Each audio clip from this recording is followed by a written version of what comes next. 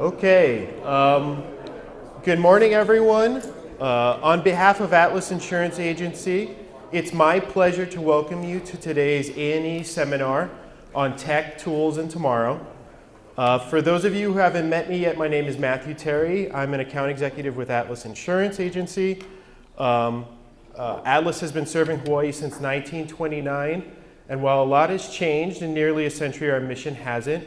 We're here to help professionals like you protect what you've built, plan for what's ahead, and navigate risk with confidence. At this time, I'd also like to introduce our team at Atlas Insurance. We have Carol Davis, who's the head of our commercial lines department.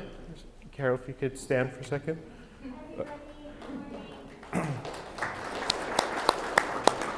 We have Karen Hong, who is actually the head of our Architects and Engineers program. We have Emily Rawlings, who's our account manager in our Architects and Engineers program. Today we have a special treat because we have Joanne Bacani, who is recently retired, but she's come here to join us today. We also have David Sugihara here from Atlas Insurance. He's an agent with Atlas Insurance. And then we have Jill Wheatman, who's also here as agent. She's with Insurance Factors, who's now an Atlas Insurance company. So. We are, at Atlas Insurance, we're proud to be Hawaii's largest locally owned insurance agency, but more importantly, we're proud to be a partner and resource to our community. This seminar is kind of about that commitment. Today you'll hear from experts in the risk management field, and they're going to share insights that you can take back to your practice. Some housekeeping notes, just a reminder to begin with, please silence your cell phones. The restrooms are located outside to the right, so if you have to use the restrooms, they're outside to the right. If you drove here, parking validations are available at the check-in table in front of you. In front of you, you're also going to see an agenda with the speakers that you're going to hear from today. We will be recording this seminar, and we're going to be sending the recording in a follow-up email to all the attendees so you can share that with people inside your firm. Without further ado, I'd like to introduce Sean Franklin from AXA XL Insurance, who will be speaking about best practices for embracing AI. Thank you.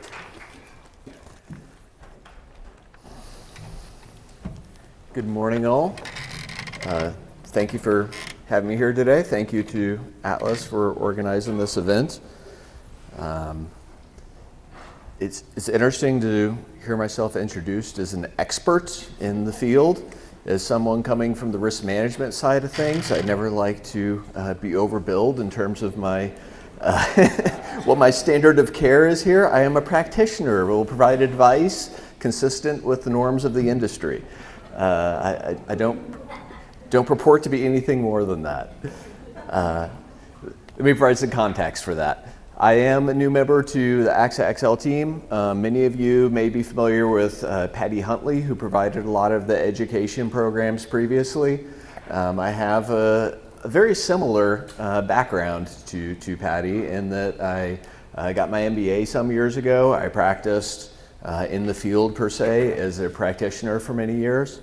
And prior to joining AXA earlier this year, I was basically operating as a structural engineer within one firm for 24 years, where my path took me from design engineer to executive officer. I'm still a licensed professional engineer in Colorado. My experience within the firm went from all facets of design through operations, risk management, and personally my passion areas are around that risk management and then financial reporting, benchmarking, all aspects of what's required to run a successful business in addition to being just successful designers. So that's the perspective, the basically scope of view that I'm going to bring to my presentation. And for those that aren't structural engineers, apologies, it's structure heavy. That's just my view and what I know. So I'll try to cover the bases of a little bit of everything. In terms of the agenda for what I'm going to cover in this presentation, focusing on the best practices for AI work, this is within the context of understanding enough of the history, benchmarking, where we're at today in terms of the basics, what applications are available, and acknowledging where the adoption is in terms of the curve and things are likely to go into the future. With that foundation in place, I believe we're better positioned to know how to structure our firm, consider the operational decisions that need to be made to limit risk and provide that opportunity for capitalizing on the strategic opportunity into the future. Before I get too far, I want to make sure, can everybody hear me okay? Is my volume good? Okay, good, thank you. So the last portion will be incorporating and managing AI into your practice, best practices that are recommended for that. For this session, I drew on a lot of resources, primarily AIA, ACEC, but also some personal experiences and experiences of friends in the industry. So starting with the short history, let's go with the basics of AI technology just to get a baseline for all of us. Artificial intelligence refers to the simulation of human intelligence process by machines and particularly computer systems. These processes include learning, reasoning, and self-correction. Think of these technologies like self-driving cars, virtual assistants, and even the content recommendations of your social media, viewing platforms for content such as movies, and unfortunately news platforms, which tend to have algorithms built into them of what information you actually see for the news. AI is used across various sectors, including engineering, where it can optimize designs, improve safety, and enhance decision making. One of the earliest examples credited as the use of AI was 1952 when Arthur Samuel created a computer program which was for teaching and playing checkers. Today, high school students, college students rely unfortunately exclusively on generative AI for doing term papers, etc. One of my friend's daughters just started college out here, going to University of Hawaii, and I had the pleasure of having dinner with her the other night and asked a question about how extensive is this, amongst students? Is everybody really using AI? And it was scary. The response was yes, even as she was finishing high school. Papers needed to be submitted through an automated checking system that it was such a level that administrators had put in place ways to try to filter it out. So today, it is everywhere. It's a buzzword where everything seems to have AI to it. And part of the goal of this presentation is to break down that buzziness, understand where it is, likely where it's going to go, and how that can be managed within practice. So the foundation, some of the language that goes with is necessary for understanding the larger context. Artificial intelligence refers to the simulation of human intelligence by machines. In essence, AI allows the machines to mimic cognitive functions, paving the way for advancements in various fields. The next one, the algorithm, are the recipes for AI. They define the steps the system takes to achieve its goals, sort of like data mining, making predictions. Those are the components that are behind like Instagram and its feeds. Modeling is the trained AI system that makes predictions based on data. Excuse me. I lost my mouse. There we go. Once an AI system possesses sufficient data through algorithms, it develops a model that can recognize patterns and make informed predictions. Examples of this include AI-driven generative design, exploring all kinds of structural options, which I'll provide an example of later. Within electronic management systems, smart grid and equipment monitoring often uses a model platform for it. The next fundamental concept, definition within AI is the natural language processing. This is the field of AI that really focuses on the interaction between computers and humans. It's the interface that allows the computer systems to communicate in human language. It's crucial for applications like chatbots, virtual assistants that are prevalent in many aspects of our lives. And then lastly, AI hallucinations. These are the phenomenon where AI generates an output that's factually inconsistent, nonsensical, but can appear plausible at times. There's some famous examples of this. I believe the attorney actually submitted a brief that was made by AI and was called out, and it had completely made up sources within it. So it's a real dangerous point with an AI use, because it can look real. Within machine learning, this is a subset of AI where computers learn from data and improve the performance over time without relying on a fixed set of rules. That's growth within the data set. In other words, machine learning enables systems to identify patterns and make decisions based on the data they process. The adaptability is crucial for applications like predictive maintenance in engineering, where systems can learn from historical data, anticipate failures. Things like Alexa, spam filters, Netflix recommendations all rely on machine learning for their backbone. Computer vision is a specialization within the field that allows machines to interpret and understand the visual data. This technology enables machines to recognize objects, track movements, even analyze scenes. In engineering, vision can be used for identifying defects on a product assembly line. I'm sure it's used extensively within surveying and civil uses. Within everybody's everyday life, it's used for facial recognition, how I log into my phone. That's, the visual computer vision aspects in place.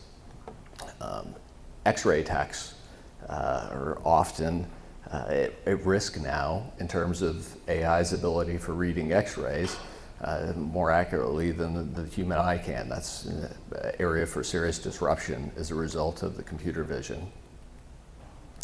Generative AI is what almost everyone refers to as AI now. When they say AI, what they're referring to is generative AI, which I'll show later on is really a subset for generating new content.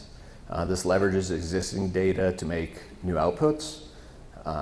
This capability also raises ethical questions regarding authorship and originality of the generated content, which I'll speak to in terms of business strategy further in the presentation.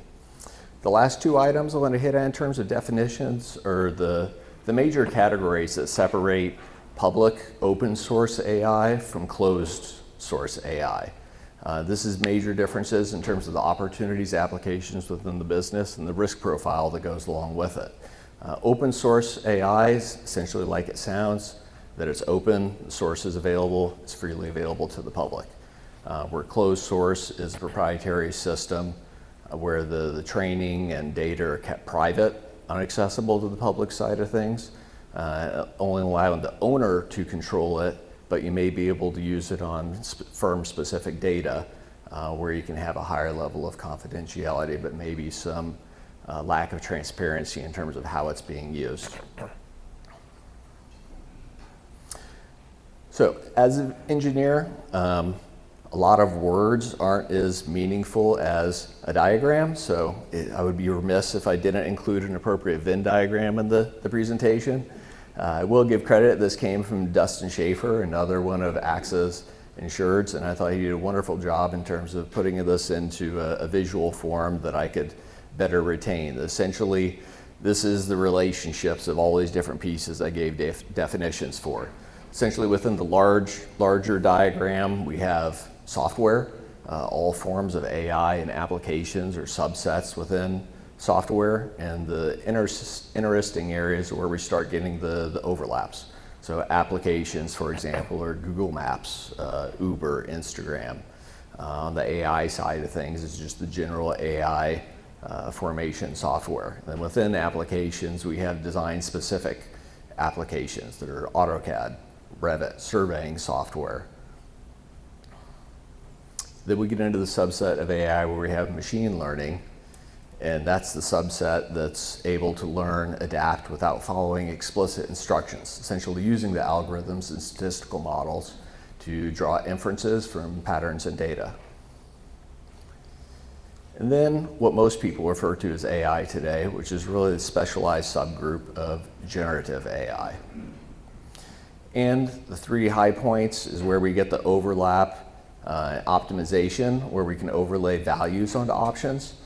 This is where we define what I value, and it ranks the options in terms of what's determined as best. In the structural steel design world, this is where analysis software can pick members based on the criteria that you define for it. Analytical models, you can say, give me the lowest possible weight for this building, and it'll go through and optimize a design and pick the lowest member size available that will meet the structural design criteria. That may not necessarily be the lowest cost. And from a fabrication point of view, it's better to have repetition than absolute lowest value. So it's where you can pick your values of what's going to be of most importance for achieving the goals and then go forward from there. The next overlap I wanted to point out is prediction, and that's essentially between design applications and machine learning. That's where your data set can allow you to see patterns within the data and anticipate what's going to come. And then generation, where it literally is coming up with fresh content based on similar things that are out there. I mentioned earlier hallucinations. This is an example that happened in my own personal life. About a month ago, we were processing a case study for one of AXA's case studies that are available to all of us on an elementary school that had a problem that happened with it. I was asked to review the estimated cost of the building, whether we felt like that was an accurate number that was in there or not. And I knew that the elementary school housed about 600 kids, and the question was, it was $3 or $4 million an appropriate cost for that? And I was like, wow, that seems low, but I think of cost of buildings in terms of dollars per square foot. How many square feet is a school that would hold 600 kids? So I decided to test out what Bing, Microsoft's AI would say an appropriate size school was for 600 kids, and it said 1,800 square feet. So maybe kids are smaller than I'm used to now. And it even went so far as to give an explanation. This is based on the recommendation of 960 square feet for a standard classroom. Okay, I know that's not right, but that's what it gave as the answer. It looks somewhat believable. In going through this, I was curious because data models evolve all the time. They're updating their data set. So about a month later, just a couple days ago, I went through and tested it again and said, how big does this elementary school need to be? And it was still 1,800 square feet. But it gave me a more detailed explanation this time that it said, this calculation assumes a recommended area of 30 square feet per student, which is a conservative estimate. It's like, okay, well, that's basic math at this point. 30 square feet per student times 600 kids is not 1,800 square feet, but that's still what it was giving as the answer. So my point is, there's lots of errors that are out there. We're early in the process, and general public search answers like that, I think, are much more rife with errors than specific applications. So over the past years, AI has appeared in tools, applications, and processes that are really touching nearly every aspect of our lives. We have generative AI models that can produce images, draft content, summarize documents like contracts, and automate processes and save time. This is rapidly developing technology that can make your business more efficient and enhance creativity of your staff. It seems hard to believe, but today's models are the worst that we'll ever have, thankfully. It's only improving and changing every day. Think about the trajectory from the pager to the modern smartphone, or how people get content in terms of movies or physical content in terms of how they shop.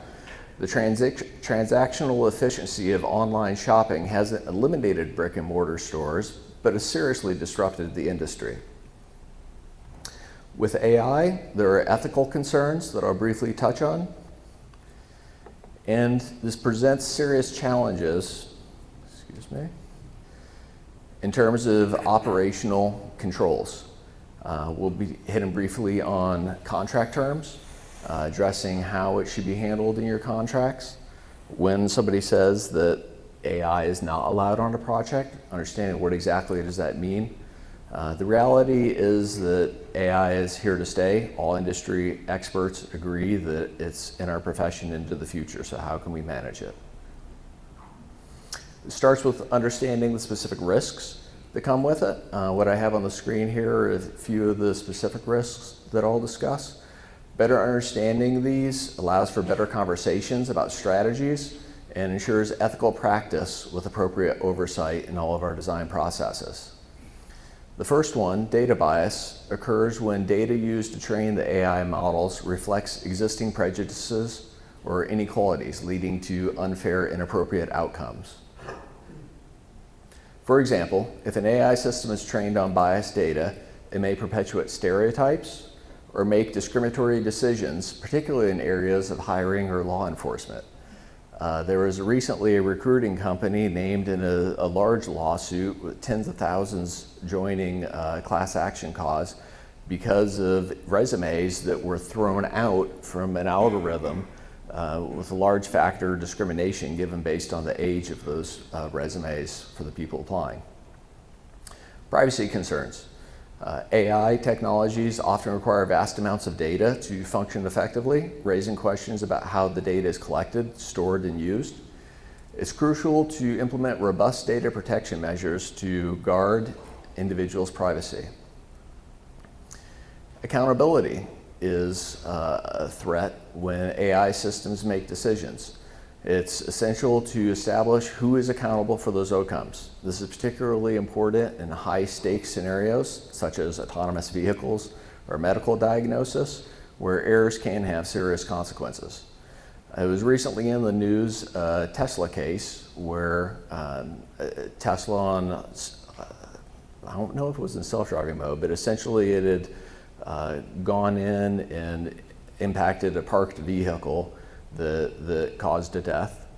And there was a settlement that came out of this case last month, just in August, for $243 million, because Tesla's technology should have prevented that from happening. Tesla passed up an opportunity to settle a case for $60 million, and it's attributed that why the settlement ended up being so much is they had mishandled the evidence. They were actually repudiated for recording of the car's decision making and understanding, visual interpretation of what was coming, and didn't bring that forth in a timely manner in court. So there were $200 million of punitive damages that were assigned to them as a result of that. That is an ethical issue as a result of their visual technology and a failure to be fully transparent with that in the event of a claim. Job displacement. While AI can enhance efficiency and productivity, it also raises concerns about the future of work. As design professionals, we should consider how to integrate AI in a way that complements human skills rather than replacing them. It isn't just an opportunity to lower costs and automate the existing features, it's how to enhance that. Transparency. When we say transparency in AI, what we really mean is communication about how AI systems operate, including the data and the algorithms that they employ. Transparency is essential for us building trust in the systems. Users should understand how decisions are made, especially when those decisions are impacting their lives and others. As designers, we must prioritize this transparency to foster confidence. So getting into specific design applications and the rate of adoption that we're seeing today. As I said, I come from a structures background, so I like to speak to what I know. Within structural analysis software, when I was coming through grad school, one of the dominant programs was ETABS, SAP. Computer Structures Inc. was a leading company at the time, and they were founded in 1975. They were among the first to integrate complex structural analysis and design into an accessible software platform. Its capability handled various structural forms and materials and really streamlined the process and influenced how structural engineering is done today. Within CAD, it's been around since 1982, revolutionary in terms of changing how drafting was done. It's grown from 2D to 3D models, drastically reducing the drafting time and errors that went along with that. It's an indispensable tools for designers worldwide now. And while the drafting platforms, BIM, CAD, and Revit are still primarily non-AI, they have AI embedded features that are coming in now, which are very likely to increase the efficiency of that. AutoCAD's AutoLisp and AI enhanced tools will recognize patterns and process and streamline repetitive actions within how you use the software, where it can truly be customized to you. It uses machine learning algorithms for tasks like object recognition, pattern suggestions, and automating those repetitive tasks. Parametric modeling is widely used. With the image that's shown on the screen, the Gherkin in London was one of the first examples, designed by Norman Foster and Arup at the around 2000 time period. Extensively used parametric modeling for creating and managing the 3D geometry of the structure. This is basically controlled, modified through parameters and rules. This includes the dimensions, the angles, other attributes that define the shape and the size of the object. When a parameter is changed, the model automatically updates based on the defined relationships, ensuring consistent and flexible design modifications. This often comes into our industry through technology suppliers. Not many firms have the resources, sophistication available to develop these tools 100% in-house. So the technology suppliers are shaping this ecosystem. While engineering firms are adopting and integrating tools, it's the suppliers building these AI capabilities into the drafting and analysis programs. So to the extent possible to form partnerships, it's a valuable opportunity, chance to form the future of the industry. Last one I want to speak to is steel detailing software. In my background, extensively use that, and the detailing process is really the interface from the design drawings into the specific fabrication drawings, where it's the nuts and bolts and welds that go with it. And that machine learning system has enabled us to basically put in a full steel structure, and then with a couple clicks of a button say, we want to transfer from bolted to welded, change all connections on the design to meet this parameter of a fabrication shop. And most fabricators have a preferred set of rules that they like to use for designing the connections. And it's through that software that what they value, what's most efficient for their shop, can be built into the modeling process and allows for real-time adaptation of most designs in that next step before it hits fabrication. Very expensive software, but it's had that technology enabled for some years now. Another example outside of structures purely is traffic management. Artificial intelligence systems are revolutionizing traffic engineering through enabling smarter, more efficient management of our transportation systems. The algorithms are able to analyze vast amounts of data, from vehicle counts to traffic flow patterns, even incorporating weather conditions and real-time sensor inputs. This is used within optimizing signal timing and has the benefit of reducing congestion and improving safety. For resilient design, new factor with the changing global weather, AI analyzes the vast historical and real-time data to forecast the risks and vulnerabilities more accurately than traditional methods. Artificial intelligence can determine resilient design criteria by analyzing the large, complex data sets to predict risk, generate optimized outcomes, and create dynamic, adaptive solutions that can withstand climate change and disaster impacts.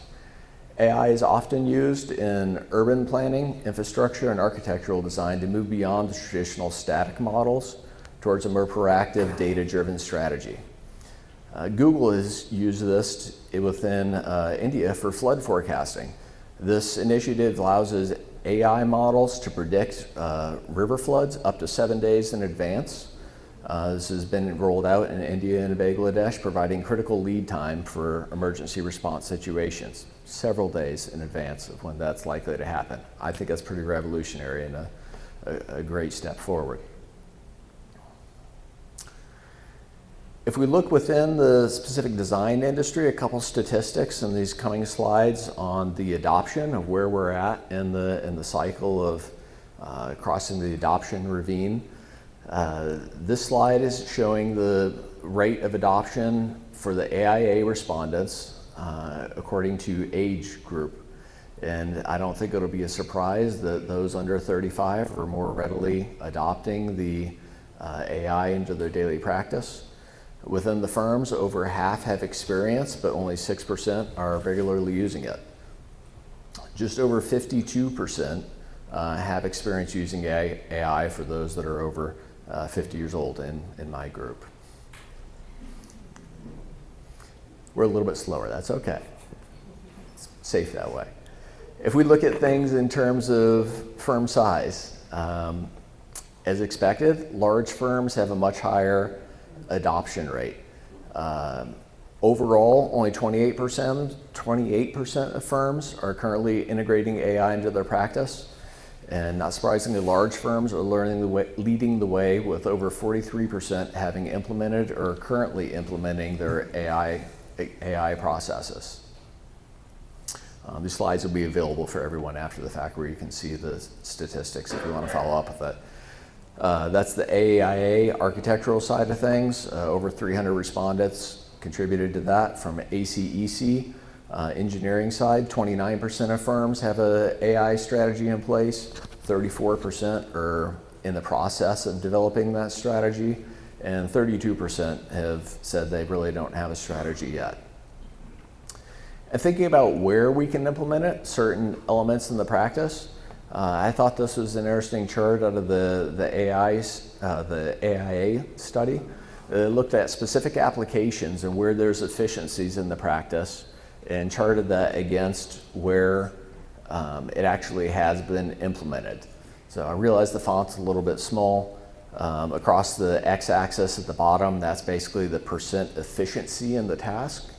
And on the vertical y-axis, it's a percent experimenting with integration of AI. So essentially, if it's on the right side of this chart, it's a pretty high efficiency application. Firms are already pretty efficient at doing it. Examples being client communication, staying compliant with codes, project management, really core functions that are necessary for the effective operation. It's interesting to note that that's also where they have high AI adoption. The systems that are already efficient, that are routine, that you have the processes to go through, and you can use an algorithm, a system to further make that more efficient. Makes sense. But the least efficient tasks, writing complex technical specifications, doing cost estimation and project takeoff, and what I'm sure is a joyful journey in updating project libraries, it's not very efficient. It's not very fun. And at the same time, it's kind of challenging for AI to do that because there aren't that many applications out there that do that yet. What I see in this is a unique opportunity. The least efficient tasks are where you can make some pretty big gains. Small firms that don't necessarily have the resources to invest in homegrown solutions will likely be presented with some choices where they can have increased efficiencies through vendor-created products for things such as writing specifications or takeoffs. I believe that the market will fill in the gap and create efficiencies available through the marketplace. This slide has all kinds of applications of AI in design today. I'm not going to go through all these. I've listed a few ways in which AI is being used by design professionals. In essence, AI has extensive applications for task level simplification and data processing. The concept of machine learning to assist in all of our tasks isn't new, and companies are developing the technology to perform code compliance, drawing coordination checks with an AI system. There's actually some companies that are out there available now. BuildCheck AI is one of them. That they offer services. They can take a complete set of drawings on a project. They'll compare the drawings of different trades through an automated system and look where there's gaps in the drawings. If there's mechanical systems on the roof, but there's not electrical service that goes to that location, there's an automated system that'll already flag that. It has the knowledge of code requirements, and it does a code overlay and review as it's going through the drawings, and will flag those as well. It's in the primitive stages where they still have to have a human that's checking the results and doing pre-filtering, so there's so many flags, but in a few years, it's going to advance and it's going to be readily consumable and beneficial. In summary, AI is really transforming the design processes, making it more efficient, data-driven, and innovative. These applications are really going to enhance productivity and lead to better outcomes in the long term for architecture and engineering. So getting into the specific recommendations, tips for incorporating and managing these new technologies in your practice, I'd like to start with the guidelines that were discussed by the ACEC group. Essentially, they published the guidelines for practice in 2024. These aim to promote responsible, professional, and ethical behavior regarding the adoption and usage of AI in design firms. First, the guidelines underscore the importance of establishing clear policies. This defines how AI technologies will be integrated into the business practice, ensuring that all team members understand and adhere to ethical standards. I'll provide some specifically policy recommendations in a later slide. Next, I want to focus on fostering a positive culture within the organization and stress how this is essential. Encouraging open discussions about ethical AI use helps create an environment where employees feel empowered and voice concerns and ask questions. This is a crucial shift for addressing the potential ethical dilemmas as AI technologies evolve. Next, confidentiality requirements are another crucial component of the guidelines. With increased use, it's imperative to protect sensitive information related to clients and projects. Establishing strong confidentiality protocols not only safeguards client trust, but ensures compliance with legal and ethical standards. We want to have policies that all team members understand. Recently, an insured reached out to one of our underwriting managers to ask if we had a template AI policy the firms could use internally. We do not, and it's going to have to be a living document because the usage of AI is so dynamic, but underscores the importance to have some sort of internal policy the staff can follow. I'll provide some tips and a concept of an outline that you can use for a policy within your practice. Lastly, the guidelines emphasize the importance of having clear contracts with clients. These contracts should outline the expectations, responsibilities related to AI usage, including data management and ethical considerations. Well-defined contracts help clarify the scope of work and mitigate potential disputes down the road.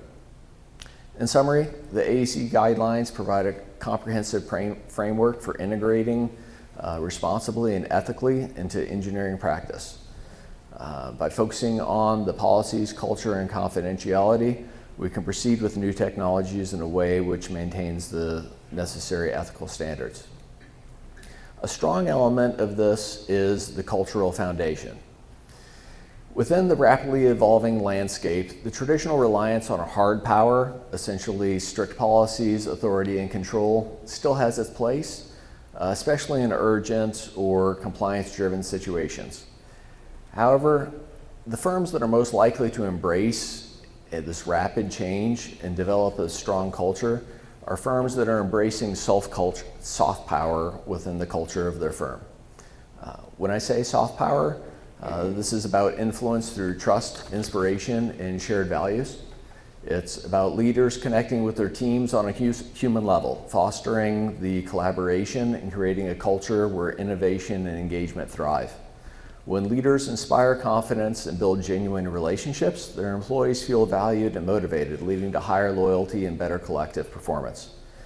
As organizations face this complex challenge, like the digital transformation brought on with AI, this adoption of soft power becomes truly essential. It helps navigate the change smoothly and fosters an environment where the creativity and adaptability can flourish. By cultivating trust, emotional intelligence, and cultural understanding, leaders can shape resilient organizations that are not only efficient, but agile and forward-thinking. In essence, embracing the soft power isn't just a leadership style, it's just strategic necessity for sustainable growth and success into the future. It empowers organizations to build stronger bonds, inspire innovation, and stay ahead of this increasingly complex digital world. Fostering a positive culture with the attributes of soft power is essential for adopting and, importantly, controlling this adoption process of AI. I encourage open discussions. I think this fosters the likelihood of ethical adoption and creates an environment where employees really feel empowered to voice concerns, ask questions, and keep leadership in the know of what's really going on within the firm. In terms of specific AI policy, some guidelines that are recommended start at a senior level within the board of directors, perhaps forming an AI guidance committee. That guidance committee, hopefully headed by someone who's a champion of the people and technology, gets widespread input throughout the firm. A good starting point is to define specific tools that are allowed to be used within the firm. It's helpful to have that list of these specific elements are allowed and these are not allowed. What are the specific uses that we accept as an organization, and what are the unacceptable uses that may be rife with higher risk factors than what's desirable? Define the ownership of the AI product. This could vary from project to project, but it's good to have a standard policy of what you'd like to see on all jobs at a firm level. Define the responsibility for human oversight. Within a team, who's going to have responsibility for anything that's generated by AI, and what's the criteria for review and sign off before it actually leaves the firm? Or is it limited to where AI applications are for internal use and just idea generation? Regardless, you need to address transparency requirements, what disclosure is necessary. If using an open source system, be aware of where data privacy concerns may come in. Everything that's uploaded into ChatGPT is now into the public sphere. Make sure that all the employees know what's open source, what's potentially closed source. Within our world, Access provided Secure GPT, which is essentially a closed system available for just the employees and has a little bit a tighter level of security around it, we should say. Within the policy, address third-party IP protections, and then given the rapid change of technology and available tools, I believe it would be really beneficial to define what is the cadence the updates are going to happen. If people know that every quarter there's going to be a revision to what the AI policy may be, it provides a good setting of expectations and encouragement to bring forth new ideas, recommend changes that need to happen versus a more rigid, we're only going to look at this once a year, which may stifle the innovation and more rapid acceptance. As far as we can tell, AI is not going anywhere. In fact, we will likely begin to rely on AI not only in our professional lives, but most facets of our daily life. And as we've already seen, there are a lot of cool ways in which we can effectively use it as a tool to improve lives. It can be an effective time-saving tool across various functions. Many firms have found benefit in terms of proposal writing. It can assist in generating drafts, streamlining processes, allowing teams to focus on refining content rather than completely starting from scratch. Although I will note there have been instances of proposals being submitted where firms noticed there was far too much similarity between proposals, even though they were from completely separate firms. It's a risk where using a commonly available software with maybe a similar prompt that you get the same results. We'll speak more about the risk of similarity, commoditization coming out of this. Similarly, AI can aid in drafting communications, whether it's emails, reports, or presentations. AI tools can help ensure clarity and consistency in messaging, improving overall communication efficiency. I'd resist the temptation to potentially use tools that generate volume over value. Within my LinkedIn page, I saw an advertisement for an AI tool that would take all of your verbally spoken notes and photos while you're walking around a job site and generate a 100-page field report. Doesn't that sound wonderful? That you just take a couple of photos and speak to your phone a little bit, and then you'll get hundreds of pages of verbiage describing what you saw and observed on the site. That sounds like a liability nightmare. So more is not better. When it comes to reviewing contracts, AI can quickly analyze large volumes of text, identifying key terms, potential issues that may require attention. Later in the presentation today, Maribel is going to speak about Legal Sifter, one of the tools that's available to all AXA insureds through the Edge. It's a system that uses AI for literally reviewing contracts and flagging clauses. Finally, it's an invaluable tool. AI is an invaluable tool for researching new ideas. By analyzing vast amounts of data, it can uncover trends and insights and inform innovative designs and engineering solutions, keeping us competitive on our rapidly evolving landscape. One thing I really want to stress is that even the advancements that are available, Plan Check, or reviewed where AI can be used to check plans, do not use it as a replacement for quality management. Humans are still the best controls. Must have an informed person at the end of the line. AI can support these processes, but human insight and judgment remain irreplaceable in maintaining quality and addressing the complex issues where nuanced understanding is required. At the end of the day, we're still professionals. All the content that leaves our hands, we're individually, personally responsible for. As it's been said, be the human in the room. Don't let the AI guide the entire process. As we engage with clients, contract language has become an issue.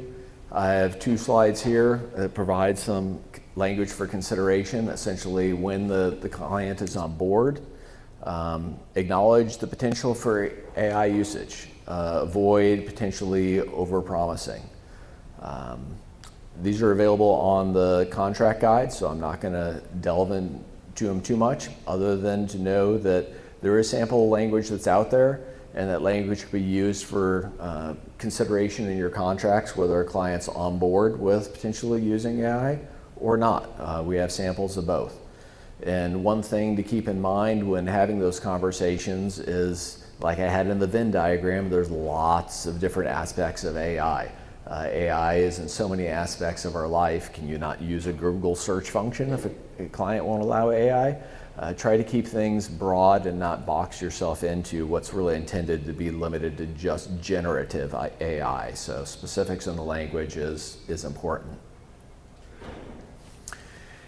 As I mentioned earlier, there's a risk of commoditization that comes with this. Through the adoption of AI, I encourage all of us to be intentional with maintaining brand identity. While there may be a right answer according to an algorithm or a spreadsheet, the creative aspect is your design. There is not value in mass sameness. Our value is society's custom work, and as designers, the value of the hand of the creator. So lean into where there are opportunities to reinforce that creativity, individualization, and your brand as a firm.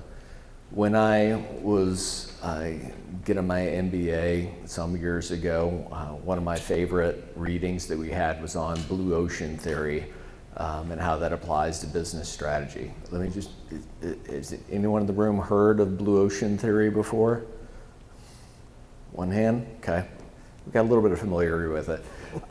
I want to speak to a little bit about it because I think it's a really interesting concept, particularly in terms of the opportunity for AI coming into the industry in many aspects of the world. Essentially, blue ocean theory is you can be successful with a business strategy through disruptive models. With disruption, where you lower costs and increase value, it can really disrupt the market space. You can create a potentially uncontested market for yourself by focusing on value innovation and at the same time reducing the potential costs that goes with it. I can see AI really fueling that within the industry. A couple examples of where that's happened, examples of blue ocean theory: Apple iTunes. When iTunes came out, They crushed the illegal Napster trade, for example. They had really low cost access for digital music, so they lowered the cost for getting music compared to what was else available at the time. And it was so streamlined that the transactional costs in terms of your time and energy to get music weren't there, so they took off. And the Apple iTunes model dominated for a while. Within the wine industry, Yellowtail Wine really took off about 15 years ago because they simplified the process of picking out and knowing what wine you wanted. They didn't have all the howdy-towdiness. They went with somebody walking into a wine store and being embarrassed about them not knowing what they were picking out. They streamlined their marketing, made it simple, had a low cost wine that was pretty good, and they grew extensively as a business. Those are a couple examples of successful blue ocean disruptions. The opposite side of that, what they refer to as the red ocean, is essentially where they are fiercely competitive markets that focus within a common set of parameters and just battle to the bottom in terms of lowest cost. There is a risk within new technologies coming in. The focus is just on how can I do this cheaper, but I keep doing my business model the same way, and that's a recipe for the red ocean. I know that designers, being the creative group that we are, that's founded in a business of relationships and creativity that's unique to each project and each client, is less likely to be susceptible to that. But I like to have those contexts, the other structures to think about when evaluating strategy and opportunities into the future. Focus on the big picture, not just the numbers, and perhaps we can leverage individual aspects to really vault the business forward with some of the new tools that are available. One aspect in which I believe all firms will be able to do this is leveraging the data that was within the firm. Every firm has extensive data history in terms of the types of projects they've done, what are the common patterns that went into the success of those projects, where the projects weren't successful, what were the common factors. Essentially, throughout history, there's all kinds of data that's available. I had lots of spreadsheets to where I tried to manage it, but that would have fallen on the very low end of the efficiency for the AIA chart of what firms did well. And AI is now potentially going to be able to tap into that data, sort it, use machine learning type tools to draw conclusions, perhaps provide creative designs to new projects, or inform pricing management decisions. It's impossible to say all the ways in which the internal data can be utilized, but I believe vendors are going to come in the next few years with tools that will be accessible and draw on the history of a firm, which you can leverage for success that other people won't really have access to. Final slide here. Let me start by explaining the silly image that's there, the pink dinosaur. This is one of my coworkers in another presentation included this, basically referencing Jurassic Park and Jeff Goldblum's character, where he said that your scientists were so preoccupied with whether they could, they didn't stop to think about whether they should, and essentially releasing all the dinosaurs from Jurassic Park. There's no decision of AI, it's coming. We're going to do it, just how you do it smartly. So that's the element that we're working with here today. So the key takeaways or downloads regarding the integration of AI in design firms. First, it's essential to ensure the use of current AI capabilities and any future advancements is always coupled with the robust safety and ethical guidelines. It's just critical to devote the time to building those ethical guardrails for your firm. This is critical to safeguarding the public welfare and maintaining trust as design professionals in adopting new technologies. Next, we must recognize the value of AI lies in its ability to supplement the human knowledge and judgment, not replace them. AI should be seen as a tool that enhances our capabilities, allowing us to make more informed decisions rather than a substitute for expertise. Also advise caution in using AI for high-value tasks. particularly those that require a deep understanding of complex or ambiguous language. In these situations, human oversight is irreplaceable to ensure accuracy and appropriateness. Thinking about an AI tool to draft a proposal, it is important that we are reviewing the outputs. We don't want to look the same as all of our competitors. We have a list of red flag words that you can use. Ensure that you're not raising the standard of care. Finally, recommend by starting slow, testing out AI technology on an incremental basis. This approach allows firms to assess the effectiveness of AI tools gradually, ensuring they can adapt and refine their processes without compromising quality or ethical standards. Establish policies at your firm so that issue or concerns with technology can be reported with clear communication channels. We want to seek feedback from staff and clients and listen to what risks are being reported. By keeping these points in mind, we can effectively, excuse me.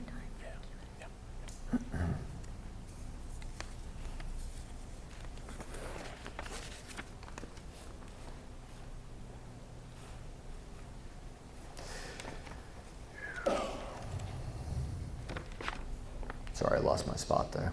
By keeping these key points in mind, we can effectively harness the potential of AI while upholding the integrity of our design practice and the public interest responsibly. The design profession is at a critical juncture.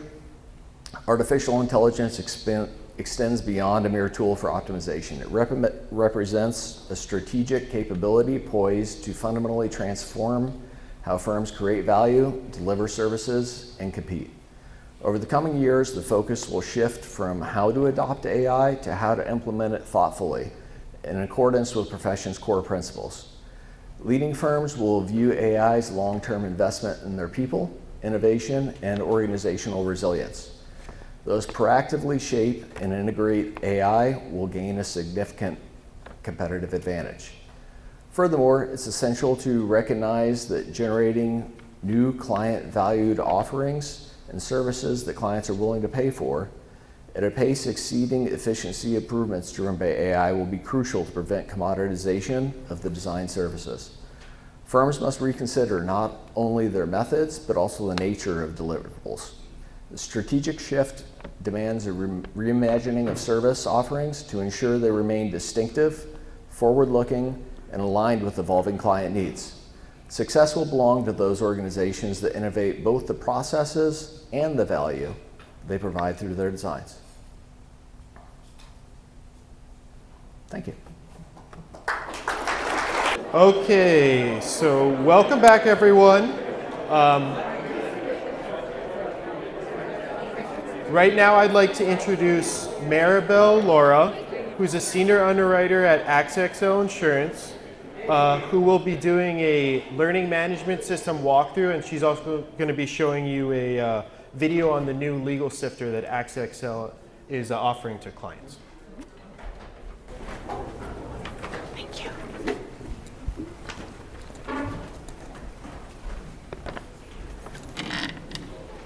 Good morning, everybody. Can you hear me? Yeah? Not too loud? Thank you for being here. My name is Maribel, and I'm your AXA XL underwriter. Before we begin, let me ask you this. Has anyone here ever had a project that went exactly according to plan from start to finish? Please don't rush. Nobody? Okay, thank you. Thank you for being here.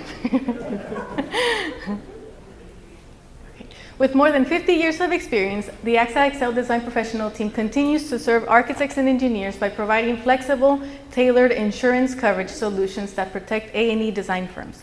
We remain committed to delivering forward-thinking risk management and loss prevention assistance, putting our clients' needs first. We're more than a policy, we're your industry partners. Now, the results are in. The ACEC 2025 results have us highest satisfaction rate for pre-claim assistance, claim assistance, risk management programs.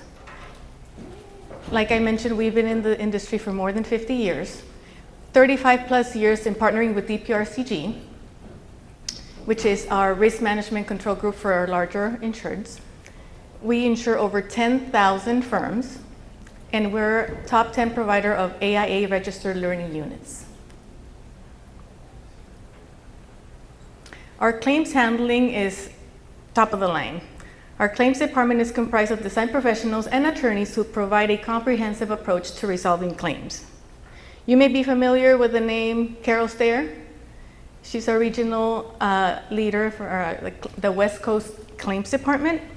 And I asked her, I said, how would you describe your group?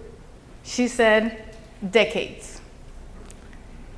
She said, if you don't count Matt Yost, which is one of our newest claims handlers, Matt Yost, Mac Doom, and Ryan, the average is about 35 years. She says, most of us have been in practice longer than the others have been alive. So counting them, the average drops to about 20, 25 years. So we have great claims experience within our group. Now, how can you take a part of this awesome claims handling group? Well, obviously you need to be insured with us, and most of you here are. And the last time I was here, I went a little bit in depth as to what we look for when underwriting your firm and pricing your policy. Right now, I'm just going to give you a little overview about what we look for. Through the underwriting process, we look for experience and qualifications, the nature of your services, project types, strong risk management practices, positive or well-managed claims history, your financial and operation stability. And how do we get this information? You see that last bullet point? Please do a mental bold, highlight, underline, by clear, complete, and transparent underwriting information. When you provide your renewal application to us, I look through it all the questions, and sometimes if we don't get clear information as to your practices, we go back to Karen and Matt or Emily and ask for more information. So my apologies if sometimes we take a little longer to get your quote out, but we're trying to get a clear understanding of what your practices involved. And believe it or not, sometimes I do go online and look at your websites or do LinkedIn or some other research online to see and understand your business better. I do not go on your Facebook though, so don't worry. So what are some good risk characteristics? Well, we look at obviously experience and credentials, low risk profile, well-defined scope of services, strong management risk practices, stable operations and consistent growth, and a positive claims history. What do we consider bad risk characteristics? Well, lack of experience or rapid growth, maybe venturing into unfamiliar territories, high risk profile.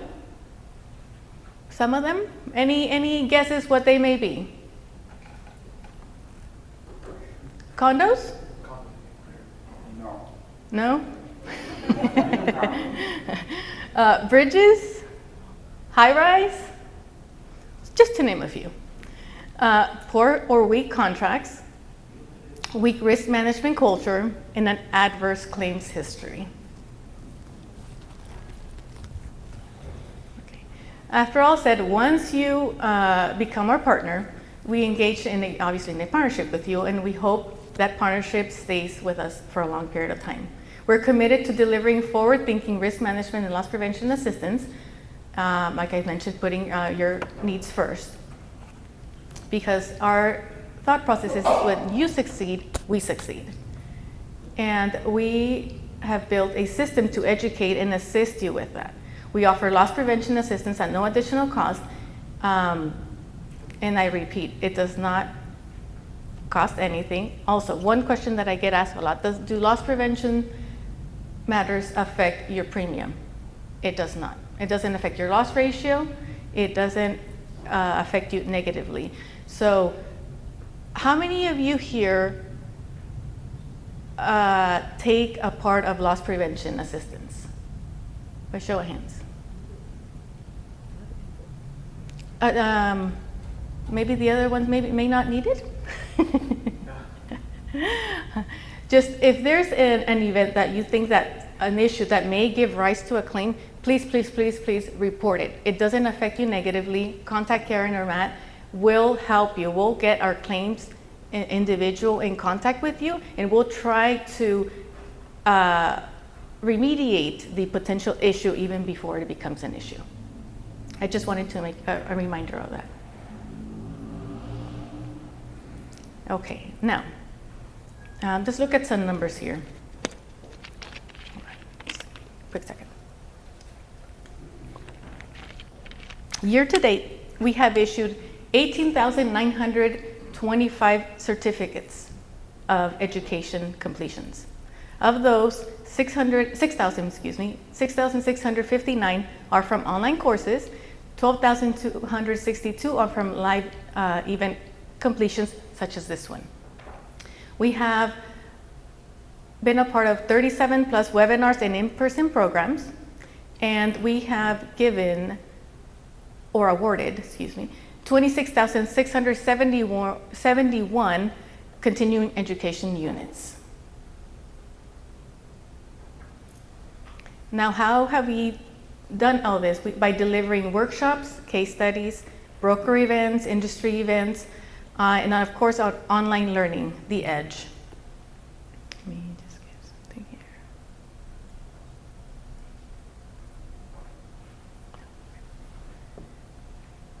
Who here is familiar with The Edge? Anybody else? Okay. Anybody here does not have access to The Edge? Oh, good. I'm happy to see that. Everybody has access. Let me see. So, as you may recognize the screen, this is a screen of our learning management system called The Edge. This is our home page. Now let's take a few minutes to get a quick overview. In this video, I'm going to provide a demonstration of the Edge Learning Management System. The Edge is a resource available to all AXA XL insureds. The landing page when you log into the Edge will look something like this. It will vary depending on the individual logged in. This is my personal landing page. And this shows all of the programs which I've been enrolled in. Everybody who has access to the Edge system has been pre-enrolled in the contract guide. So that should show up. Contract guide for design professionals in your list. And then further down we have online courses and webinar sections. At the top of the screen, once you've completed sections, you're able to go directly to your transcripts to download the history of your training. Clicking on the completions, bring up a list of completed courses you've done, and then you have the option to view the certificate by clicking on the button on the right.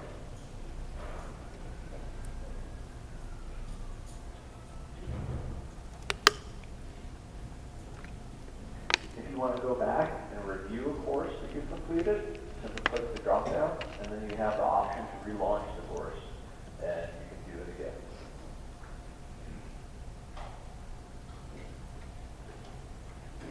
Going back to the home page, we're able to access 4 primary sections of the Edge via the scrolling banner at the top.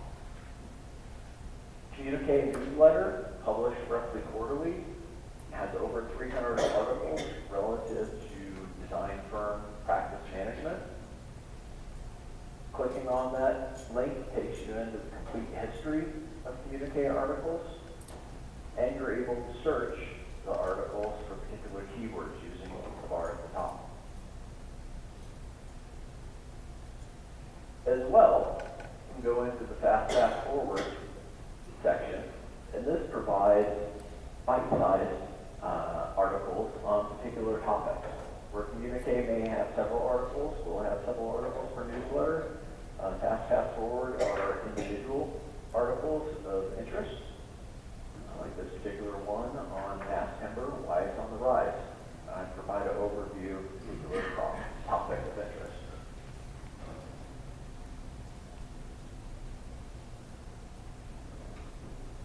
To view the complete course catalog, we can click on this banner. And that takes us into the list of all 48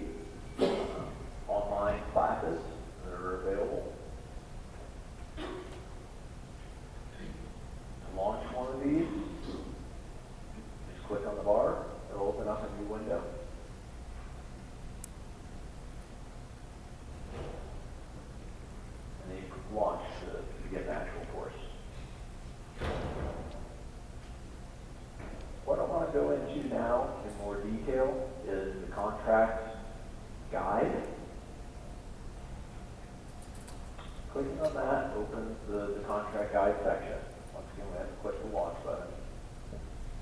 Depending on your browser, it may open up in a complete window on its own, or in my case, when my browser is cantankerous, I have to click here to open up a truly full view window.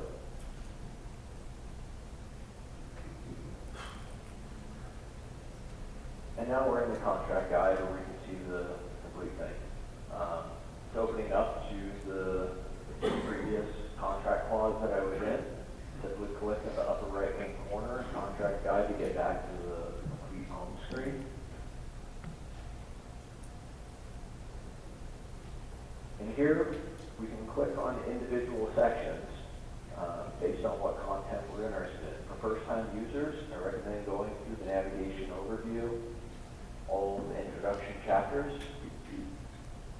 Got to give props to those that help put them together, to the acknowledgments.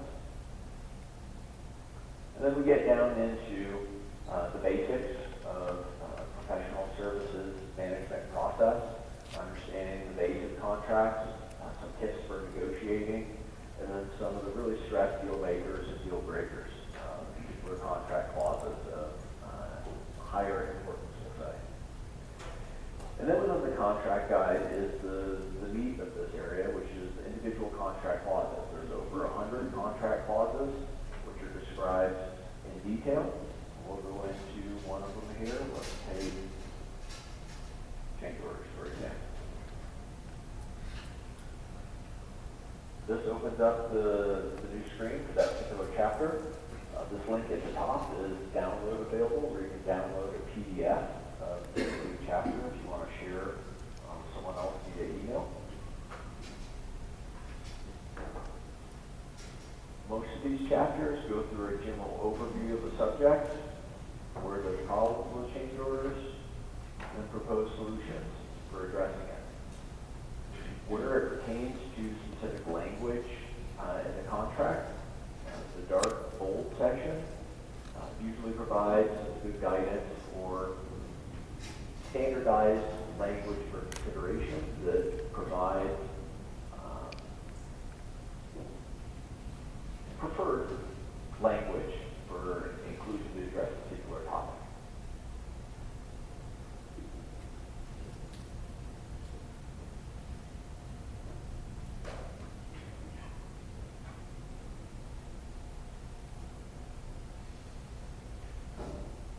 Going back to the home screen, once we scroll down below all the specific contract clauses, final section that I want to address are the appendices and list of exhibits that are specific sections that may be of interest to you as well.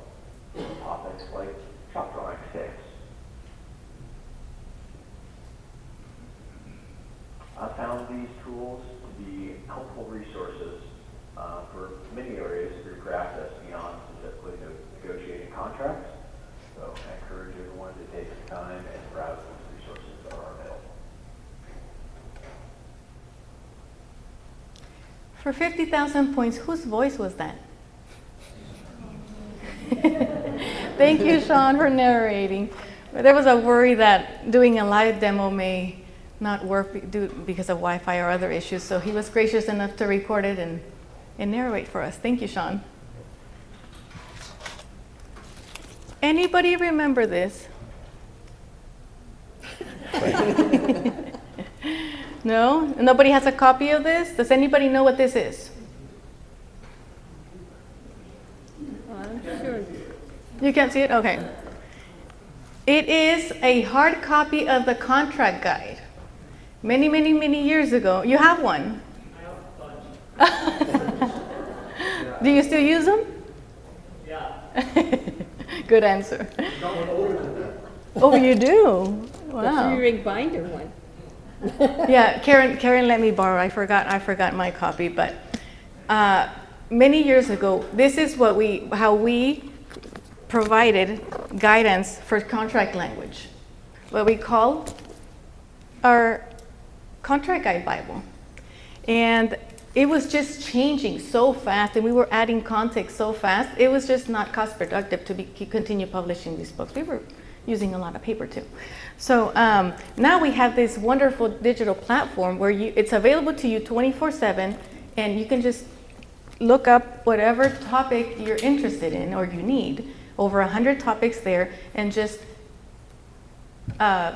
bury yourself with knowledge and share it with your firms and everything, right? So I encourage you to please use the Edge, use a contract guide. When in doubt, call Karen, call Matt, Emily. They'll be able to assist you in getting specific topics. You can also email me if you want, and I can send you some topics as well.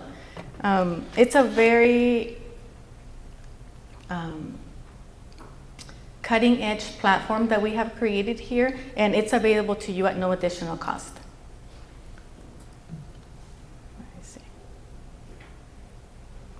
Now, for those of you that review the communique articles that are emailed to you on a quarterly basis, we have been talking about Legal Sifter. And earlier this year, AXA XL welcomed Legal Sifter Review to our digital commercial platform. Legal Sifter is an AI-driven contract review tool that analyzes your professional services agreements by comparing them to 20 key clauses from the AXA XL's contract guide for design professionals. It then flags the clauses, It then flags the clauses in your contract that may increase your liability or that are missing altogether. The tool also provides sample language that you can use to strengthen your contract. Legal Sifter is already getting reviews, like this one from Kara Trammell from Mark Thomas. She said, Legal Sifter has fundamentally transformed the way our team approaches contract review. We especially appreciate how Legal Sifter identifies potential risks and suggests relevant contract language in real time. It's like having a second pair of eyes on every document, with even greater confidence in the results. Thanks to Legal Sifter, we've reduced review time and improved consistency across agreements. It's truly a game changer for any organization dealing with complex contracts. Now, this is a service, a platform that we have partnered with Legal Sifter to provide to our insureds. It is not 100% a benefit to you. There is a charge, there's an additional charge. What we do is we can give you 10 free SIPs. So you are able to go in and test it out by uploading 10 contracts and see the benefit. If you like the software, then we get you in contract with Legal Sifter and you're able to get in membership with them. So let me just give you a little overview at how it works. Once we're giving access to Legal Sifter, you'll come to this screen where, sorry, you hadn't started. And Sift.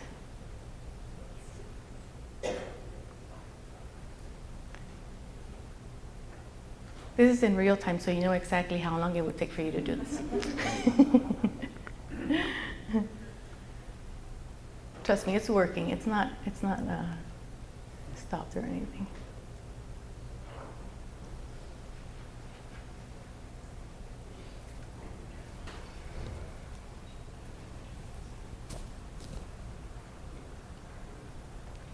So just showing you how easy it goes.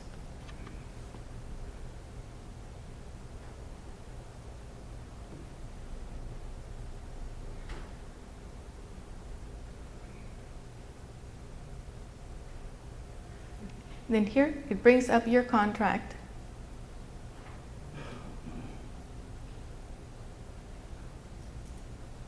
And it looks at what it's found and what is missing.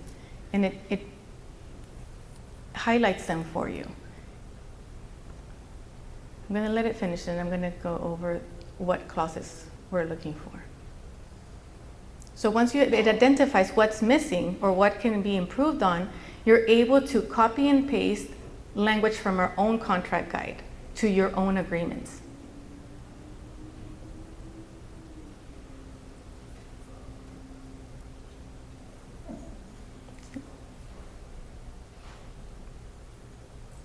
And you're able to select and deselect, that way you know what you've already worked on, what you've reviewed, and what hasn't been reviewed.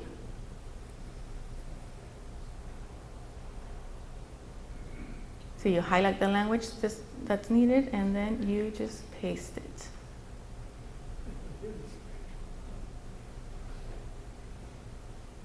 There goes our jobs.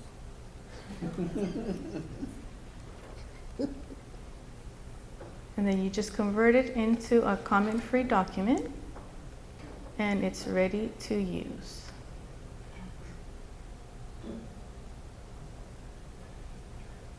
In case that assistance is needed, there is chat and there's a phone number available to you right there on the spot. So the clauses that the Legal Sifter looks for is assignment, certification, warranties and guarantees, code compliance, confidentiality, consequential damages, copyrights, delays, dispute resolution arbitration, dispute resolution mediation, governing law and jurisdiction, indemnities, limitation of liability, liquidated damages, ownership of instrument services, standard of care, suspension of services, termination, third-party beneficiaries, timeless of performance, and waiver of subrogation. So Legal Sifter has been programmed to look at all these 20 clauses. It can also be programmed to look at other clauses that you desire within your own agreements. It's customized. You can customize it to do whatever you practically want.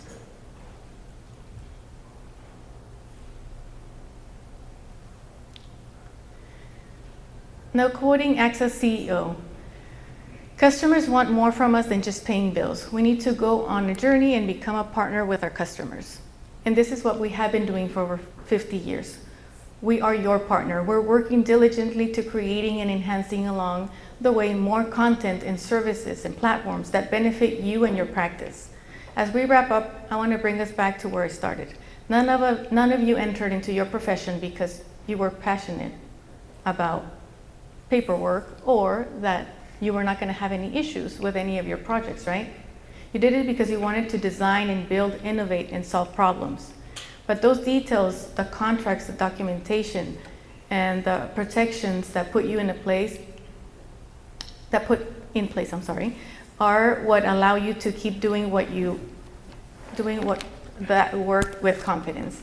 And that our partnership is really about safeguarding our expertise, your business, and the trust your clients place in you. Thank you for your time and attention today, and I truly appreciate the work that you do and the trust that you put in us as your insurance carrier. On some legislative and legal updates, but as always, as I say in these kinds of presentations, you are obviously the smartest group that I speak to on a regular basis. So, and you guys always have very pertinent questions. I'd like to try to stick on topic, but to the extent you can find a way to make your question relevant to the topic, I'm more than happy to take it, because probably your question has to do with things in the practice that other people in your field probably have questions about. So to that extent, more than happy to do it. We can do it in the question and answer phase of this program, or again, to the extent that something comes up in the course of one of the slides or the areas we talk about, I'd be more than happy to address it at that time. So in the big picture, how many of you know of Sergio Leone? He's a film director. Raise your hands. Oh, wow, there's some young people here too. Cool.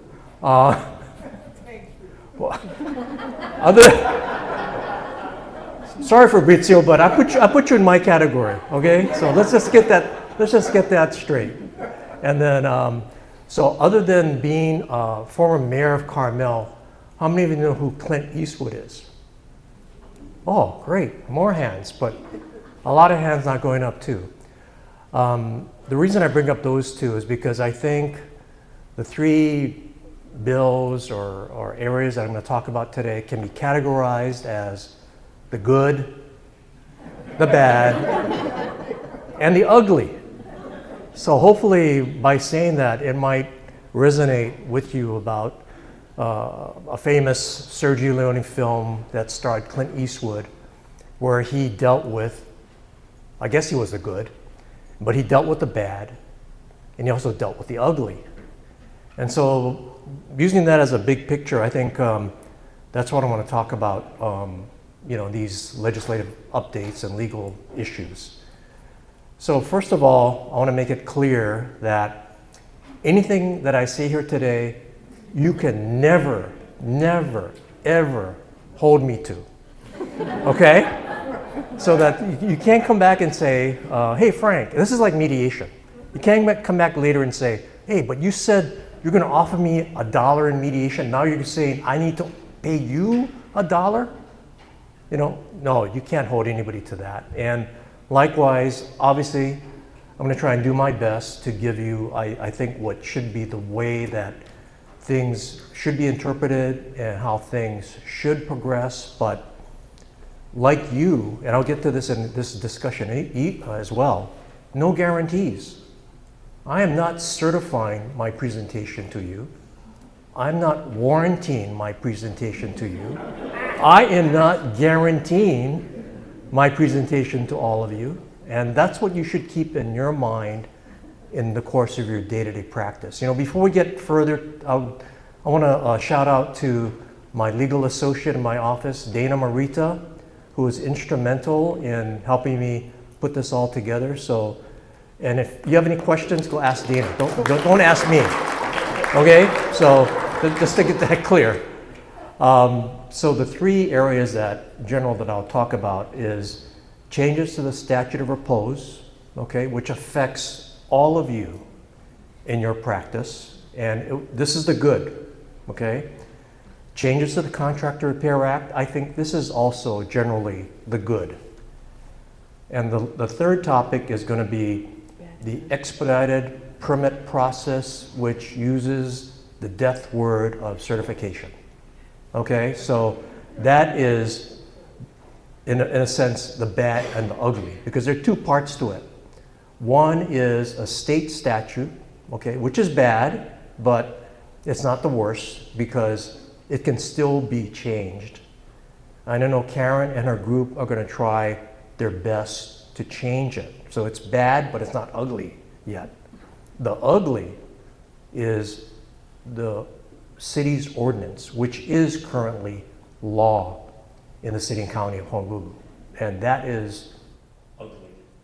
So let me get to it. Statute of repose. Obviously a legal term, probably most of you have never heard of it, which is good, because that goes into the analysis of when someone can bring a claim against you for your professional services. And what it does is, the theory is, it sets the outside time limit of when someone can bring a claim against you. And unfortunately, it's not always just your client or who you had a contract with, right? It could be a third party. It could be a condo association. It could be someone that you never met or dealt with before. You never had a chance to negotiate with that person about what the terms of your agreement should be, but it just comes out of the blue. So we want to try and get you protection under an ultimate outside time frame.